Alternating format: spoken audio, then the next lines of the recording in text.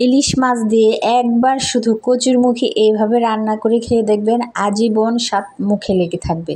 তারপর থেকে কচুরমুখী শুধু ইলিশ মাছ দিয়েই খেতে চাইবেন। একবার ট্রাই করে দেখবেন।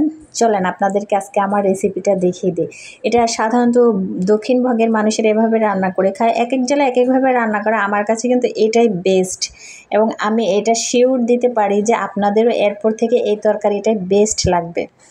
তো আমি আজকে একটু করলা ভাজি করব, তারপরে একটু ডাল রান্না করেছি, মসুর ডাল, আর করলা ভাজি, আর ইলিশ মাছ দিয়ে কচুরমুখী রান্না করব। অনেকে এটাকে কচুর গাটি বলেন বা মুখী, যেটাই বলেন না কেন। তো আমার মাছগুলো বেশি বড় না, ছোট ছোট মাছ, তার মধ্যে একটু ডিম হয়েছে। ডিমগুলো আমি আমার মেয়েকে ভেজে দেবো। তা মাছগুলোতে আমি হলুদ, লবণ, মরিচ মাখিয়ে নিলাম। এই মাছগুলো আমি হালকা ভেজে নেব, যেহেতু আমি ঝোল তরকারিতে ব্যবহার করব, সেজন্য হালকায় ভেজে রান্না করব। আর তরকারিতে মাছ দিলে হালকা ভাজাটাই ভালো, ভাজা খেলে তো মুচমুচে করে ভাজতে হয়।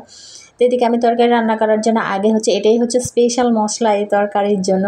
রসুন আর পেঁয়াজ আমি ভেজে নেব বেরেস্তার মতো, তারপরে জিরে ভেজে নেব।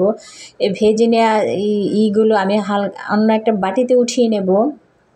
তারপরে এটা বেটে আমি মশলা তৈরি করব, ওটা আমি আলাদা বাটিতে উঠিয়ে নিয়েছি। তারপরে এখন আমি মাছগুলো হালকা ভেজে নেব।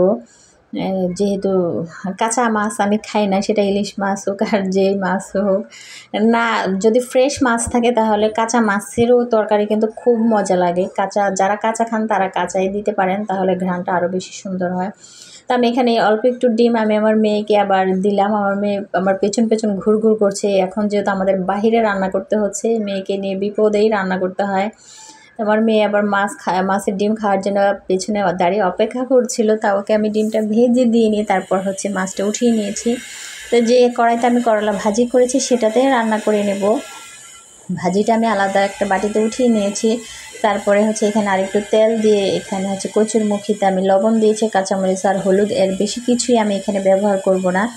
আমি এখন এগুলো ভালো করে নাড়াচাড়া দিয়ে নেব হালকা। চাইলে এখানে কাঁচা পেঁয়াজ ইউজ করা যায় কচুরমুখীর সাথে, তাহলে আর একটু মজা হয়। তা আমার কাটা ছিল না, মনে ছিল না কাটতে, এই জন্য আর দিলাম না। তা হালকা একটু পানি দিয়ে আমি হালকা একটু আগে সিদ্ধ করে নেব। একবারে পানি দিলে হয় কি, ওটা ভালো সিদ্ধ হতে চায় না। তো আমি এদিকে মশলাটা পাটায় বেটে নিচ্ছি, পেঁয়াজ, রসুন আর জিরে যেটা আমি ভেজে রেখেছিলাম। এই যে আমার মশলাটা হয়ে গেছে, এটাই এই তরকারির স্পেশালিটি। তো এদিকে আমার কচুরমুখীটা হালকা সিদ্ধ হয়ে গেছে, আমি আরেকটু ঝোলের পানি অ্যাড করে দিয়েছি। তারপরে তো মাছগুলো দিয়ে দিয়েছি, আর এই যে মশলাটা ঝোলটা বলক আসার পর আমি মশলাটা দিয়ে দিয়েছি। এই মশলাটা দেওয়ার পরে তরকারিটা অনেকটাই ঘন হয়ে যাবে। কচুরমুখী তরকারি এমনিতেও ঘন হয়, যতই ঝোল রাখেন না কেন, পরবর্তীতে দেখা যায় যে একদম আঁটো হয়ে গেছে তরকারি। তো আমি একটু নাড়াচাড়া দিয়ে আর অল্প একটু বলক আনিয়ে তারপর নামিয়ে নেব। এই দেখেন কত সুন্দর দেখতে, লোভনীয় হয়েছে, খেতেও কিন্তু খুবই দারুণ। একবার ট্রাই করে দেখবেন।